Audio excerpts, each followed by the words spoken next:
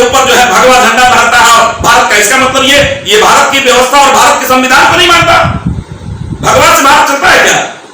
तिरंगा से भारत चलता है, संविधान से भारत चलता है। हमारे भारत का प्रतीक चिन्ह जो है तिरंगा है और तिरंगा का अपमान करता है। जब ये तिरंगा का अपमान कर सकता है, भारतीय संविधान का अपमान कर सकता है, तो यहाँ की सामाजिक व्यवस्था, सामाजिक लोगों को अपमानित करने का, क्योंकि कुछ ऐसे व्यवस्था के लोग, ऐसे व्यवस्था बनाने वाले लोग जो है इस भारतवर्ष की धरती के रहने वाले नहीं है। आप देख रहे हैं केवल सच न्यूज। मैं हूं विंध्याचल सिंह, आप देख रहे हैं केवल सच न्यूज। अभी वर्तमान परिवेश में जो चल रही है कि महाराष्ट्र के राज्यपाल जो स्टेटमेंट दिए हैं ज्योतिबा फुले और माता सावित्री बाई फुले की, तो आई डॉक्टर सैनी हम जानते हैं कि वास्तविकता क्या है, भारतीय समाज में फुले साहब का क्या योगदान रहा। सब केवल सच न्यूज में आपका स्वागत। सबसे पहले तो पत्रकार साहब मैं आप सबको भी हार्दिक धन्यवाद देता हूँ, आपको एवं पूरी आपकी टीम को। केवल सच को जो बिहार का एक आईना है और सच में केवल सच दिखाता है जी। और मैं उम्मीद भी करता हूं भविष्य में भी कि केवल सच बिहार सरीखे पूरे देश का सच जो है इस भारतवर्ष के एक एक घर के लोगों को केवल सच दिखाए। इसके लिए बहुत बहुत धन्यवाद सर।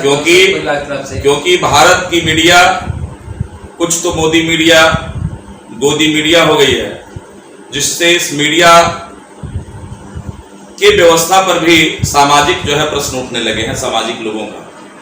इसलिए मैं चाहूंगा कि केवल सच जो है पत्रकार साहब, जहां तक इसकी जो अपनी सच्चाई है और व्यवस्था है, केवल सच आने वाले बिहार ही नहीं, झारखंड ही नहीं, पूरे भारत में सच में केवल सच की ही बात करेगा, जहां तक उम्मीद जरूर है मुझे। अब रही बात आपका क्वेश्चन की महाराष्ट्र में अभी जो उथल पुथल मची है, बवाल जो चल रहा है भगत सिंह कोश्यारी का जी। भगत सिंह कोश्यारी जैसे राज्यपाल का इंटेलेक्चुअल बॉडी का जो है एक संवैधानिक पद पे रहना ऐसे लोगों का, ये भारत के लोकतंत्र के लिए ये विडंबना है। ऐसी मानसिकता के लोग, ऐसे लोगों को ये केंद्र की सरकार क्या कहते हैं, राज्यपाल जैसे बड़े पदों पर बैठा करके, संवैधानिक पदों पर बैठा करके ये पूरे देश की सामाजिक व्यवस्था के ऊपर सवरिया निशान लगाती है जी। और मैं तो समझता हूं कि केंद्र की सरकार इस भारतवर्ष के लोगों को केवल बेइज्जती करने के लिए ही केंद्र की सरकार बनी है। आरएसएस के जो एजेंडे हैं, आरएसएस के जो मुद्दे हैं, इस देश में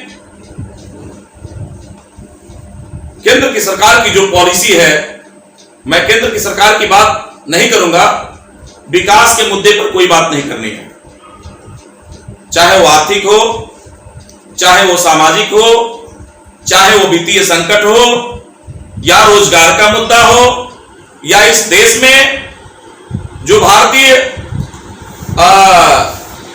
क्या कहते हैं सुरक्षा की जो व्यवस्था हो, इन नीतियों पे बिल्कुल ही गलत नीति के साथ इस केंद्र की सरकार की जो व्यवस्था है उसकी हर पॉलिसी गड़बड़ है। सर मैं आपसे ये जानना चाह रहा हूं कि फुले साहब की हमारी सामाजिक और संस्कृति में क्या योगदान है। सर मैं इधर जानना चाहता हूं। मैं आपसे वही जा रहा हूं पत्रकार साहब जहां आप पूछ रहे हैं।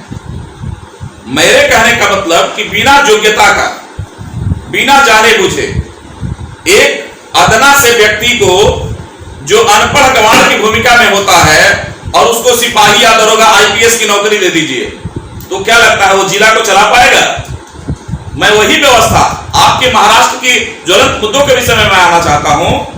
कहने का मतलब कि सामाजिक पृष्ठभूमि में महात्मा ज्योतिबा फुले तथा माता सावित्रीबाई फुले का सामाजिक पृष्ठभूमि और सामाजिक शिक्षा क्रांति हो, सामाजिक क्रांति हो, सामाजिक व्यवस्था को बदलने का की जो सोच हो, महिलाओं के जो पुनर्विवाह का मामला हो, क्या कहते हैं बाल विवाह का जो मामला हो, सबसे पहला वो व्यक्ति इस भारतवर्ष की धरती पे रहने वाला 14 अप्रैल 1827 को जिनका जन्म होता है महाराष्ट्र के किसी गांव में, वो व्यक्ति महाराष्ट्र से चल करके एक छोटे से गांव में गोविंदराव के पुत्र के रूप में जिनका जन्म होता है, जिनका नाम उनके घर वाले लोग महात्मा ज्योतिबा गोविंदराव फूले रखा।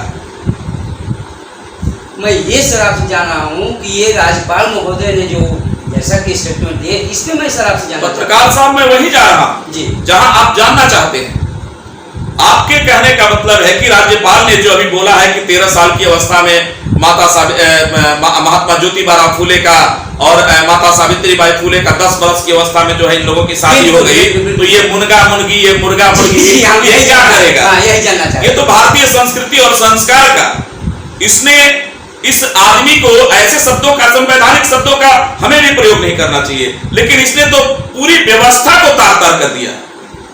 ये जो भगत सिंह कोश्यारी है, हमने बोला आपको इससे पहले कि एक आईपीएस की नौकरी किसी अनपढ़ को दे दीजिएगा, आप अभी जो केंद्र की व्यवस्था है कि बिना आईपीएस बने ही बहुत लोगों को जो है प्रमोशन देकर के आईएएस क्या कहते हैं ये बना देता है, मुख्य सचिव बना देता है बिना आईएएस किए हुए। आप समझिए, उसी तरह से मैं कह रहा हूं कि इस भगत सिंह कोश्यारी जैसे व्यक्ति को, जिसके अंदर मानसिक दिवालियापन कोढ़ है, और इस आदमी ने एक ऐसे महापुरुष का, एक ऐसी राज्य माता, इस भारतवर्ष की माता का, राष्ट्र माता का अपमान किया, जो इसके संस्कार में तो इस भारतीय व्यवस्था को बनाने चलाने का है ही नहीं। उठा करके देख लिया जाए इस भगत सिंह कोश्यारी की पृष्ठभूमि को। ठीक है सर, अगर केंद्र सरकार के लिए आपको अगर मूल्यांकन पर्यवेक्षक स्थापित कर दिया जाए तो सर आप इसको कितना अंक देंगे? देखिए, अंक देने की तो बात अलग है। आपको मैं बता दूं, केंद्र सरकार की जब बात आए तो आपको मैं बता दूं कि केंद्र अपनी कुर्सी का इस्तेमाल जो है अपने इशारे और अपने मन से नहीं कर रहा है जी। आरएसएस के मुद्दों पर, जो इस देश की सबसे बड़ी हरामी व्यवस्था, इस देश का सबसे बड़ा आतंकवादी अगर कोई संगठन है, मैं उसके विषय में नहीं कहना चाहता। विकास उन लोगों का होता है, पहले हाफ पैंट पहन करके ट्रेनिंग करता था, अब फुल पैंट पहनने लगा। तो इस हाफ पैंट और फुल पैंट में विकास किसका हुआ आप देख लीजिए। देश के विकास से पत्रकार साहब कोई लेना देना नहीं। हमने आपको बताया इससे पहले कि भारत में जो केंद्र की नीति अभी जो बनी है, चाहे वो आर्थिक नीति हो, वित्तीय नीति, जो संकट से पूरा देश गुजर रहा है और भारत के बैंक जो है दिवालियापन के शिकार हो गए हैं, यहाँ की जो सामाजिक व्यवस्था पृष्ठभूमि, कोश्यारी जैसे लोगों को राज्यपाल बना करके लोगों को गाली दिलवाने का काम करता है। माली बिरादरी में जन्म लेने वाला, एक माली बिरादरी में जन्म लेने वाला महात्मा ज्योतिबा फूले और माता सावित्रीबाई फूले के समाज के लोगों को कुशवाहा, जो कोयरी जिसको कहते हैं, जो उसकी कुरियां होती है, माली, सैनी, साके, कुशवाहा, मौर्य, अलग अलग लिखते हैं लोग। इन समाजों को सबसे पहले कोश्यारी ने गाली दिया, और किसके सह पर? केंद्र की सरकार ने अगर ऐसे मानसिक दिवालियापन बने हुए जो है कोढ़ इसके दिलो दिमाग में पैदा होने वाले ये व्यक्ति जिसका नाम भगत सिंह कोश्यारी है, इसको किसी समाज के व्यक्ति और व्यवस्था के विषय में उसको क्या हक है गाली देने का? इसका मतलब से आपके कहने का भारतीय संविधान के तहत मैं आपसे कह रहा हूं पत्रकार साहब, घोर से घोर निंदा करता हूं। और अगर तनिक भी लाज और शर्म बचा हुआ है इस मोदी को तनिक भी अगर लाज और शर्म बचा हुआ हया बची हुई है, तो ऐसे राज्यपाल को इस केंद्र से ये करके जो है, और वहां क्या कहते हैं महाराष्ट्र के राज्यपाल की कुर्सी से इसको हटाए। अगर ऐसा नहीं करता है तो ये समझ ले कि देश की, मैं कोयरी, मौर्य, कुशवाहा, क्या कहते हैं माली, सैनी, इन सारे लोगों से अपील करता हूं कि इस केंद्र की सरकार को आने वाले 2024 के चुनाव में इसका जवाब दो, क्योंकि सबसे पहले देश की सामाजिक क्रांति, मैं ये नहीं कहता कि किसी महापुरुष को एक जाति विशेष में बांध करके जो है उसका ये करो। महात्मा ज्योतिबा फूले भारतवर्ष के एक एक लोगों के लिए लड़ाई लड़ी, हर समाज के लिए सामाजिक लड़ाई लड़ी। सर आपके कहने का मतलब कि केंद्र सरकार बीजेपी नहीं आरएसएस संचालित कर रही है, आरएसएस के एजेंडे पर ही काम कर रही है। आपसे मैं पूछना चाहता हूं, इस देश में भारतीय संविधान के तहत चाहे वो पार्टी हो या कोई संस्था हो या कोई भी सेक्टर हो, जिसमें स्वतंत्रता दिवस के शुभ अवसर पर भारत का या किसी भी देश का जो प्रतीक चिन्ह होता है, उसके ऑफिस पे वो प्रतीक चिन्ह लटकना चाहिए, उसके लहराना चाहिए। लेकिन आज तक आपसे मैं पूछना चाहता हूं, ये भारतीय संस्कृति का इतिहास बताता है, आपसे मैं पत्रकार साहब पूछना चाहता हूं कि भारतीय संविधान में जब ये बातें निहित है तो आप जाकर के देखिए आरएसएस के ऑफिस के ऊपर जो है भगवा झंडा लहराता है और भारत का, इसका मतलब ये भारत की व्यवस्था और भारत के संविधान को नहीं मानता। भगवा से भारत चलता है क्या?